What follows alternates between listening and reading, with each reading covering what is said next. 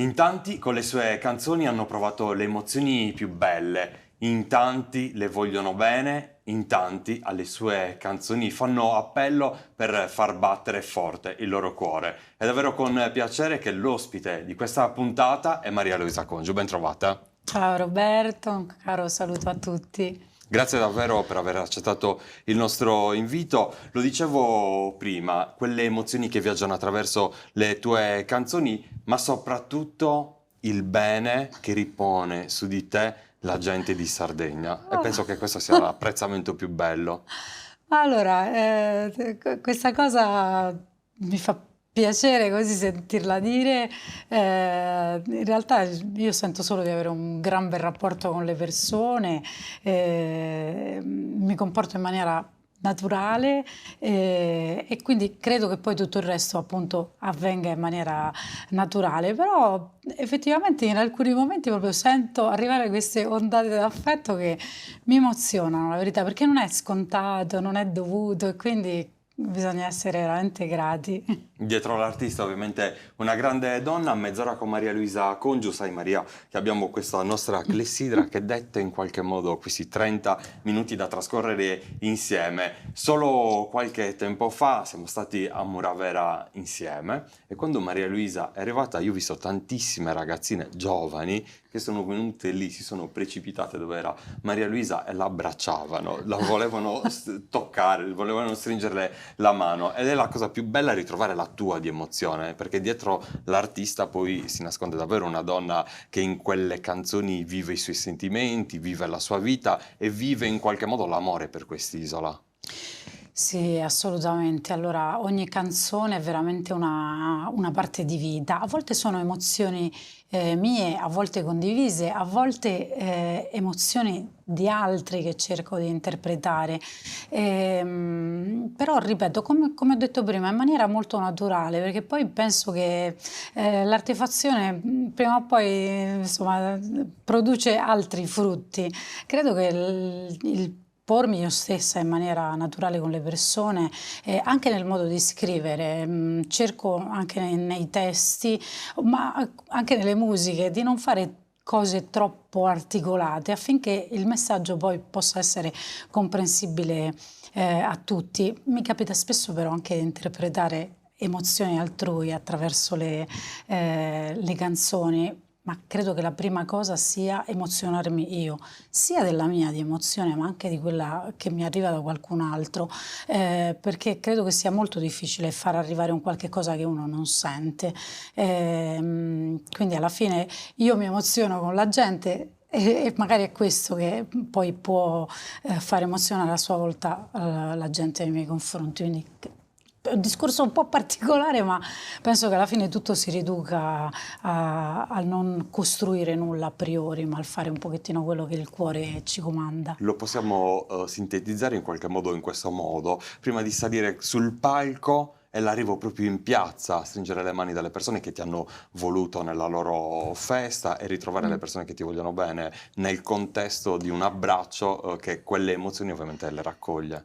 Sì, io ho veramente un grande rispetto per il pubblico, per le persone che organizzano le feste, per le persone che vengono in piazza. Mm, un discorso che faccio sempre nella mia testa e quando ne ho la possibilità, come in questo momento, è questo. Si riuniscono persone attraverso i comitati, le associazioni, che per organizzare quell'evento portano via tempo al proprio svago, alla propria famiglia, a volte al loro lavoro, a quello che potrebbero fare, e il tempo è una delle cose più preziose che abbiamo, e loro mettono il proprio a disposizione per organizzare una festa a beneficio della comunità.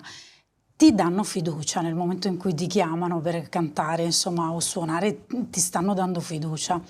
E le persone che vengono poi da te in piazza potrebbero fare altro, nel senso potrebbero andare da un'altra parte, stare in casa a guardare la TV, giocare a Monopoli, non lo so, qualche altra cosa, e invece vengono lì da te. Quindi cosa devi fare? Innanzitutto ci vuole un grande rispetto per il sacrificio che hanno fatto le persone che hanno organizzato, con anche il contributo di chi ovviamente si è messo a disposizione, come le nostre comunità, e poi chi lascia il comfort della propria casa per venire lì impiazzati. Ecco, io parto sempre da questo presupposto. Io merito di essere in quel posto alla fine della serata e non prima. Quindi dopo che ho fatto tutto quello che devo fare, dopo che le persone sono divertite e sono state bene, hanno ballato, hanno cantato, allora posso dire, ecco, se il risultato è questo, allora ho meritato questa chiamata, ma non è mai a priori. Questo era il mio modo. Questo è davvero un modo gentile per approcciarsi poi alle nostre feste, ma soprattutto alla nostra gente. Ma il sogno di Maria Luisa bambina, qual è sempre stato, se quella Maria Luisa aveva un sogno nel cassetto? Ti devo stupire? Aiuto. Allora, in realtà io avevo due sogni nel cassetto. Uno era quello di diventare una disegnatrice di cartoni animati, quindi i cosiddetti, quelli che adesso ci sono i manga, piuttosto che gli anime, quindi che sia fumetto che sia cartone, proprio cartone animato, ed ero anche molto brava da ragazzina, avevo una buona mano. E l'altro era quello di fare l'archeologa. Sono sempre stata appassionata di storia antica e coltivavo quel tipo di passione. Quindi mia madre ha pensato bene di stroncare tutto sul nascere e mandarmi a fare la scuola per ragionieri, che lasciamo stare, stendiamo un velo pietoso, io e i numeri non andiamo molto d'accordo. Quindi abbiamo dei sogni nel cassetto, un percorso di studi e poi fatto tutt'altro.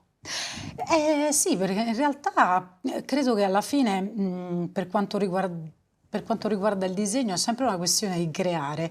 Ero una bambina molto solitaria, proprio bambina, ragazzina, ero molto solitaria e riempivo quaderni interi di, possiamo dire, fumetti. In realtà c'erano i personaggi, ma non c'erano le vignette con i dialoghi, perché erano tutte nella mia testa. Quindi ho sempre avuto la cosa di creare, insomma, creare storie, eccetera. E quindi penso alla fine di aver semplicemente spostato quella creatività sulla musica, iniziando a raccontare qualcosa con i testi e poi aggiungendo anche la composizione musicale. Però il disegno non l'ho coltivato alla fine, ogni tanto faccio qualcosina, ma insomma molto poco, però devo dire che invece questa cosa vedo che i miei figli ce l'hanno molto, anche loro, questa dote nel disegno, ma anche loro hanno fatto tutt'altro, quindi Tra poco parleremo anche di loro,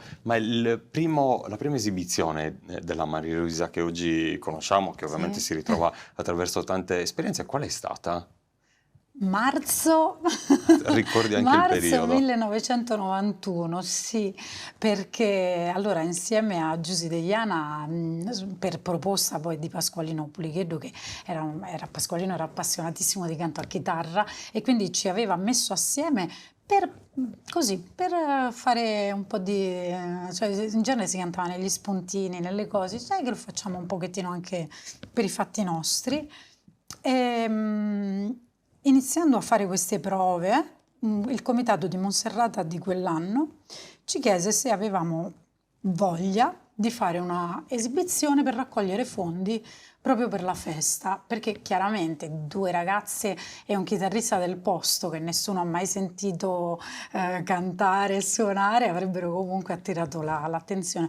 Effettivamente il locale si riempì, il comitato lavorò benissimo, tanto che ci disse vabbè, allora siccome insomma la gente ha gradito, vi riportiamo alla festa di settembre e abbinarono a me e a Giusy, oltre che Tutto mi manca, che era il fisarmonicista allora, insieme a Pasqualino, abbinarono anche Pino Masala e Cesare De Nanni. Mi ricordo proprio la prima esibizione, diciamo, sul palco fu con loro due, che peraltro furono molto carini, nel senso che noi eravamo veramente delle sconosciute e questi due signori con molta serenità si misero a disposizione senza dire mamma mia, ma queste chissà da dove sono uscite, e invece insomma furono veramente molto carini. E poi da lì, nel giro di poco tempo, l'esplosione di questi balli, di questi ritmi, di queste canzoni che Sì. avete portato nelle piazze della Sardegna, però hai parlato di un amico che ci ha dato la possibilità di ritrovarci attraverso la musica, che ha sempre creato il contesto giusto attraverso le sue risate, attraverso il suo coinvolgimento, come dicevo, per unire in qualche modo le persone. Hai citato prima gli spuntini, appunto quelle occasioni che ci danno la possibilità poi di ritrovarci insieme per socializzare, per vivere le belle amicizie. E questa persona ovviamente è Pasqualino. E Pasqualino è stato, chiaramente è inutile dire, una presenza straordinaria nella mia vita, ma nel mio voler parlare di lui, ecco, lì c'è un sogno, realizzare un qualche cosa che lo rappresenti veramente, perché secondo me ciò che lui era veramente da un punto di vista anche musicale, oltre che umano, molte persone non lo sanno. Lui ha scritto canzoni bellissime, era di una lungimiranza straordinaria e soprattutto una cosa che abbiamo condiviso, una fra le tante, ma in lui era ancora più, diciamo così, più forte, era proprio il credere nei giovani. Lui avrebbe fatto qualsiasi cosa pur di dare spazio ai giovani, lo fece con Michela Brundo, infatti producendole un CD e lui diceva sempre questa cosa che mi colpiva. Ho avuto la mia prima chitarra come regalo di Cresima e fino a quel momento io dovevo rincorrere gli spuntini per poter suonare perché non ne avevo uno, quindi sarebbe bello dare la possibilità attraverso una scuola, attraverso un luogo dove ci si riunisce, a tutte le persone che vogliono suonare uno strumento di poterlo suonare anche se magari le famiglie non hanno la possibilità di poterlo acquistare, ecco. E quindi non ci sono ancora riuscita, ma coltivo la speranza, il sogno di poter fare qualcosa così per aiutare i giovani. Ne ho parlato anche col nostro amico Giuliano di questa cosa. E questo sarebbe davvero un bel sogno da realizzare. Sì, Nel nome di Pasqualino e per i tanti giovani di questa Sardegna che la nostra musica forse avrebbero modo di comprenderla nel miglior modo possibile, anche perché parliamo di un valore culturale e soprattutto di guardare al futuro. sì, assolutamente, ma io credo che la musica ci dia veramente la possibilità di esprimerci e sia un veicolo universale che può arrivare ovunque. Noi quante canzoni ascoltiamo anche in lingue che non sono la nostra e non le capiamo, cerchiamo la traduzione, ma ci arrivano. Ecco, intanto credo che il tempo che i giovani investono sulla musica è tolto, ecco, ad altre distrazioni magari meno produttive che ci possono essere al giorno d'oggi, così come c'erano anche in passato, perché ogni tempo ha poi i suoi mali e le sue cose buone, però sicuramente la musica ti dà modo veramente di esprimerti, ma quello che non bisogna fare mai, credo, nei confronti soprattutto dei giovani, è giudicarli, permettergli di esprimersi. Poi dar modo al pubblico, alla gente di scegliere, perché molte volte si tende a stroncarli, soprattutto c'è ancora gente oggi che a un musicista chiede sì, ma che lavoro fai? Lo chiedono ancora? Purtroppo ci sono persone che lo chiedono ancora. Dico io, per carità, io dico sempre meglio avere anche il piano B, lo dico ai miei figli, dei quali solo uno alla fine si è dedicato alla musica, però lasciamogliela fare questa musica, poi voglio dire senza errori non puoi migliorare, quindi è bello che sperimentino gli strumenti, che sperimentino anche il cantare anche in altre lingue, l'importante è che abbiano consapevolezza del punto di partenza. Abbiamo un grande bacino culturale dal quale attingere, quindi se impariamo a conoscere prima questo ci dà sicuramente forza per poi abbracciare tutte le altre culture, tutte le altre espressioni musicali. Però credere nei giovani penso che sia importantissimo. Hai parlato del nostro patrimonio musicale, è quello che fondamentalmente vive nelle tue canzoni, quelle linee melodiche che in qualche modo vanno a ricongiungerci sempre attraverso percorsi di storia, attraverso i nostri strumenti, attraverso quei ritmi che magari abbiamo conosciuto fin da bambini. Sì, allora essendo io partita da un canto a chitarra che insomma è estremamente popolare, ho riportato un pochettino quelle che sono le impostazioni anche della voce, le ho riportate un po' anche nelle canzoni, ho sempre fatto i balli sardi, li faccio da una vita e sono io la prima che si diverte. A me capita spesso durante i concerti, a un certo punto mi stufo di cantarli e scendo e mi metto a ballare perché cioè, il richiamo è veramente forte. Ed è bello in qualche modo continuare a scavare anche comunque in quella che è la storia della nostra terra. Quando mi sono direttata a scrivere canzoni come ad esempio, che so, non se la fila nessuno, ma ho scritto anche una, Salluri 1409, che poi viene rievocata ogni anno nella battaglia di Salluri, questa cosa viene rievocata ogni anno e io cioè, sono andata alla ricerca di queste notizie che per me erano straordinarie, cioè, mi emozionavo al pensare che storia incredibile abbiamo, ma anche la vastità dei personaggi fantastici della nostra terra. Quando ho scritto ad esempio Paristorias, e torno su un altro brano che in pochi chiedono, no? Ed è fondamentalmente l'elenco di tantissimi personaggi fantastici che abbiamo nella nostra cultura popolare. Infatti quando dicono Dracula, questo, ma noi abbiamo un sacco di questi personaggi. E penso che se valorizzassimo di più tutte queste cose e fossimo in grado anche di esportarle in maniera adeguata, di pubblicizzarle, e che diventeremo veramente un catalizzatore di interesse a livello mondiale, ma non io che canto la nostra terra, perché ha talmente tanto da offrire in quanto a storia, in quanto a tradizioni, usanze, sono talmente tante le cose belle che abbiamo da offrire.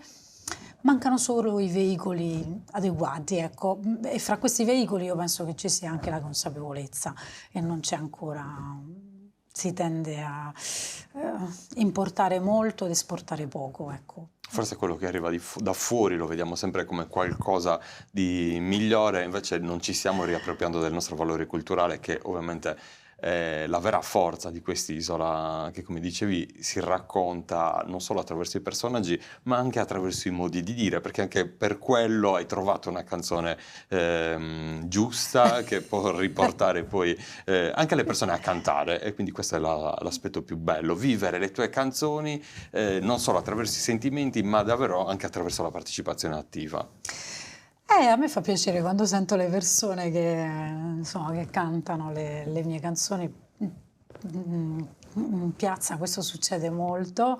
È una cosa che dà chiaramente tanta soddisfazione e su alcune, tipo Nara Sudizio, più o meno stavi citando la questione dei proverbi. In realtà ogni canzone deve contenere un messaggio, che poi un messaggio serio a volte lo vai a dare in maniera leggera proprio per non appesantire la questione del concerto, eccetera. Le persone devi intrattenerle, devi farle divertire perché è giusto, aspettano un anno intero per quella festa, quindi lo devi fare, però allo stesso tempo, ad esempio con quella canzone, io ci batto molto sul fatto che oggi si vive troppo di apparenza e poco di sostanza e le persone non possiamo, intanto non si deve giudicare, non si deve giudicare nessuno, uno guarda, ascolta, se non ti piace semplicemente fai altro, come succede spesso nei social, per esempio, che c'è sempre un accanimento nei confronti di qualcuno ed è una cosa molto brutta perché bisogna partire dal presupposto, se non mi piace vado oltre e ricordare a questi, di nuovo a questi ragazzi, ma non solo, anche agli adulti, che non ci si può fermare all'apparenza, perché una persona anche un po' a volte per timidezza, a volte per una sua distrazione può darci un'impressione, ma non possiamo fermarci là, dobbiamo sempre cercare di andare a fondo e dare a chiunque una possibilità, perché poi la cosa si capovolge, può succedere anche a noi e se non ci vengono date possibilità di far bene, insomma, si chiude tutto un po' troppo in fretta e rimane appunto quell'apparenza che poi col tempo si smonta e sicuramente non fa instaurare rapporti che durano da una vita, come sappiamo, insomma, ce ne sono. E sicuramente poi la chiave di lettura che apre alla bellezza delle canzoni di Maria Luisa. Abbiamo parlato adesso dei modi di dire racchiusi appunto in un brano, ma è davvero un significato molto ma molto più ampio quello che vuoi portare in piazza e soprattutto che vuoi raccontare. A proposito di amicizia, quanto tiene al valore di amicizia che forse in questo momento storico è vissuto in tanti modi, e soprattutto quanto vuoi restituire poi a quegli amici che attorno a te ti danno la prova di esserci sempre? Allora, quando si dice che l'amicizia sia una cosa sacra e che un amico vale oro quanto pesa, è una cosa che ci credo io, in questa cosa ci credo molto e mi sento anche molto fortunata ad averne più di uno, nel senso che l'amico, come dice quel famoso Crepè, è quello che ti risponde anche alle 2 di notte o che esce in pigiama se hai un problema. E questo è vero. Ecco, io sono un'amica un po' distratta, nel senso che magari non sono quella che sta sempre a scrivere o sempre a chiedere come stai, perché viviamo veramente una vita a volte, prima dicevo il tempo è una delle cose più preziose che abbiamo, ecco, diciamo così che a volte se ne ha veramente poco e bisognerebbe trovarne sempre di più per gli affetti e per le amicizie. Io sono in quel senso un'amica un po' distratta, però sono anche quella persona che nel momento in cui un amico la chiama vola, cioè nel senso non mi puoi tenere. Io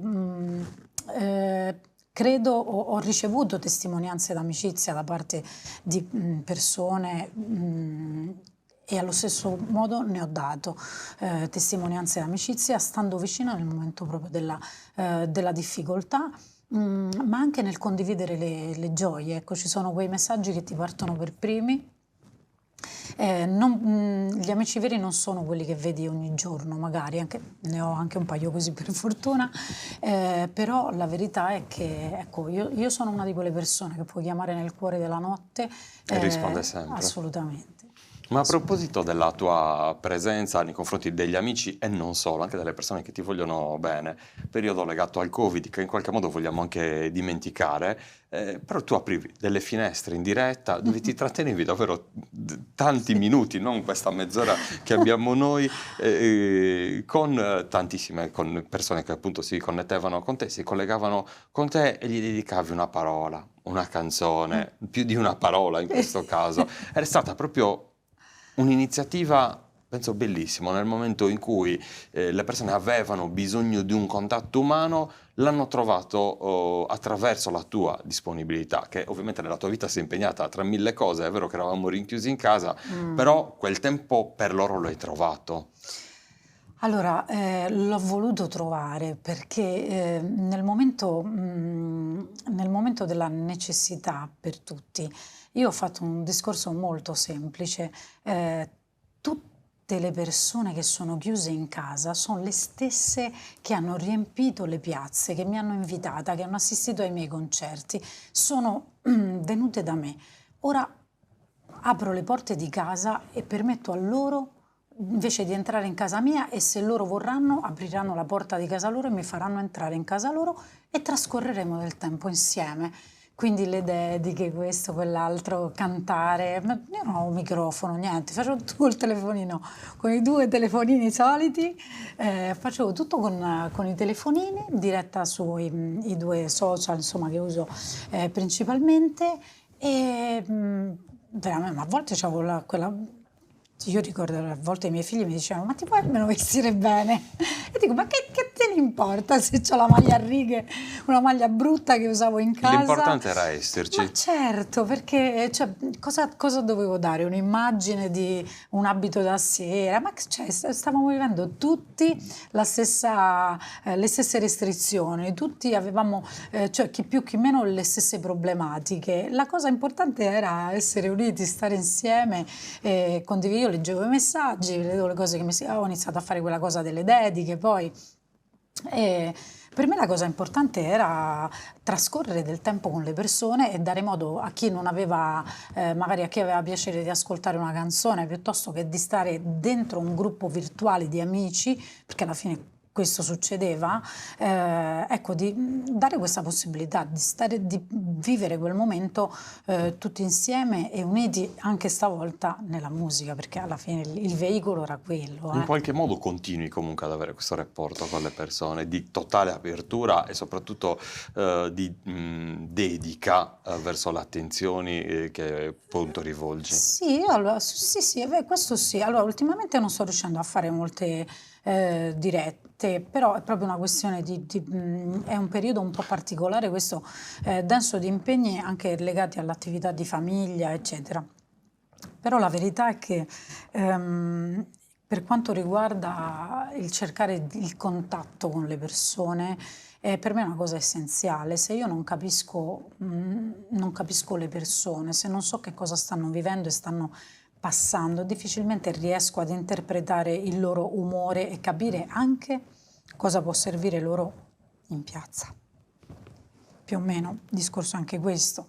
Quindi è proprio una necessità per me riuscire a capirle. Su alcune cose sono più defilata, ad esempio situazioni che so, mi è capitato di fare cose, ad esempio anche lo scorso dicembre a San Francesco di Nuoro, cose negli ospedali per persone appunto che, ecco, su quelle rimango più defilata, le tengo un po' più mie, tendo a non farne pubblicità, perché sono però dei contesti diversi, ma tutto quello che invece mi può legare alle persone in termini proprio di festa, di condivisione, anche di...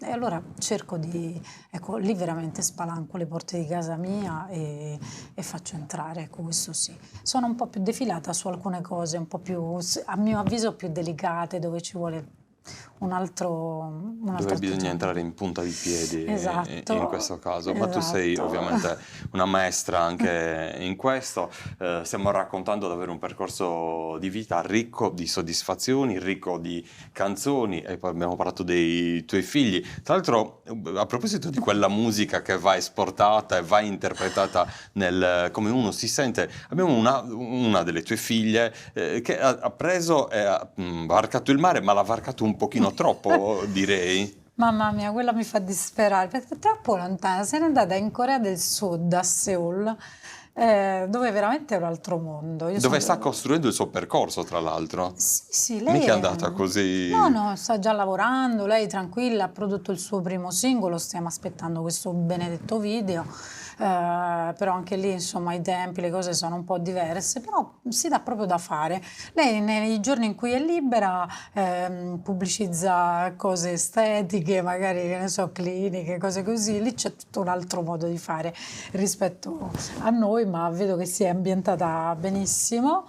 Ovviamente me lo dice sempre, mamma, non è che io voglio stare qua per sempre, però non aspettarti nemmeno che io torni lì subito, adesso fammi fare la mia vita. È giusto anche che sia così.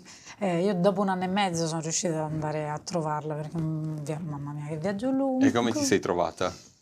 Allora lì mi sono trovata benissimo, in realtà è un mondo molto moderno per certi versi, ma è stato bellissimo visitare ad esempio il Palazzo Imperiale antico e dentro questo Palazzo Imperiale vedere fuori i grattacieli era una cosa incredibile, proprio la modernità e la storia insieme ci tengono molto alla loro cultura, quindi riescono a mantenere anche loro le radici, le cose, valorizzano molto le loro cose. E come hai visto tua figlia integrata in quel mondo? Ma quella è una sciagurata, io non lo so come fa. Lei... Diciamo che è un carico di energia senza pari, Sì. Perché quando viene qua in Sardegna e abbiamo qualche serata, lei sale sempre sul palco con grande piacere e riesce davvero a trasmettere soprattutto la passione per il canto, ma anche quell'energia che secondo me lì ha conquistato sicuramente tutti. Sì, lei è stata sempre così, infatti Boga d'Essanima la scrissi proprio per lei, perché è stata sempre così. Non so se tu ricordi quel lontano 2009, cioè lei è nata nel 2002 e nel 2009 cantò a Bosa con Giuliano e con Peppino Banne che è suo padrino. Era incredibile, proprio non si dava pace perché doveva cantare, aveva 7 anni. Ma oggi ti chiama per chiederti qualche consiglio, magari sulle canzoni, o con un Sì. giudizio, almeno ti mando una canzone e ti dice mamma ti piace? No, questo sì, allora lo fa perché allora lei da me si aspetta, così come succedeva questo col papà, da me si aspetta sincerità e soprattutto obiettività. Ecco, io anche quando sono andata lì e ho avuto modo di sentirla in un paio di concerti, le ho detto brava, sì, però adesso vediamo un po' i punti che ci sono da correggere. E lei, devo fare la mamma, non devo fare l'amica, devo fare la persona che in qualche modo, se il confronto e il consiglio sono volti alla sua crescita e al suo miglioramento, e non a dire ah, mia figlia è bravissima, sì, è anche bravissima, però tutto si può migliorare. Certo, ovviamente salutiamo tutti i figli di Maria Luisa perché Sì. sono diversi, non c'è solo lei, quindi ovviamente ci teniamo. La mia nipotina, ne ho una. La tua nipotina adesso, è vero, quindi Sì. davvero una famiglia che si allarga, una famiglia che raccontiamo in musica, ma il sogno di Maria Luisa oggi, abbiamo parlato, siamo tornati prima indietro nel tempo, quella bambina che si ritrovava, come ci ha raccontato, su diverse strade. Oggi qual è il sogno di Maria Luisa? Ha un sogno questa Maria Luisa?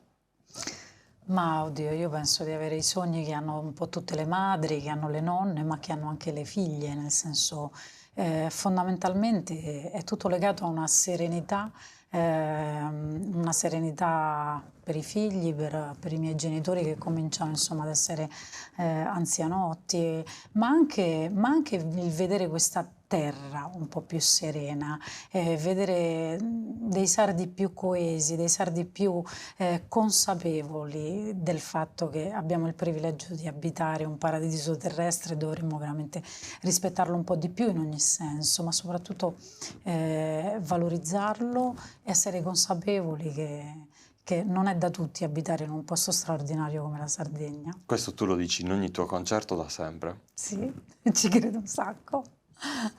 E questo penso che sia l'augurio più bello per la nostra Sardegna, che ha bisogno davvero di una vitalità costante, ha bisogno di quei giovani di cui parlavi prima, che ci credano davvero e che guardino al futuro esattamente con lo spirito con cui tu sei partita, hai preso in mano le redini di queste canzoni e ne hai tracciato la tua strada, credo.